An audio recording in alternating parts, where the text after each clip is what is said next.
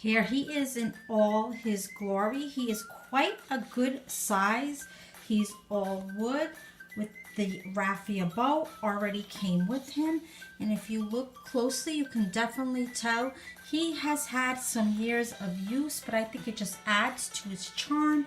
He's kind of outlined in like this line of brown, which I absolutely love. I did think about repainting him all white and then maybe putting a different bow on him, but you know, ultimately I chose to keep him just the way he is. I love the history that he has weathered on him, and this is the back of him, and there is the price tag, $3.99, and you can see where the original price tag was. I almost wish it was still there.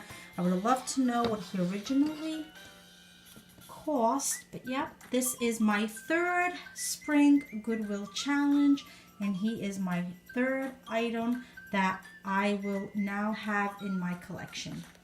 This little bench is very special to me. My dad actually made that little bench for me when I was only in 2nd grade because I wanted to do the dishes and I couldn't reach the sink, so he built that bench for me so I can step on and do the dishes. I have it right by my door that we enter into the dining room / kitchen, and when I saw the bunny, I just knew it would complete this little area by my door.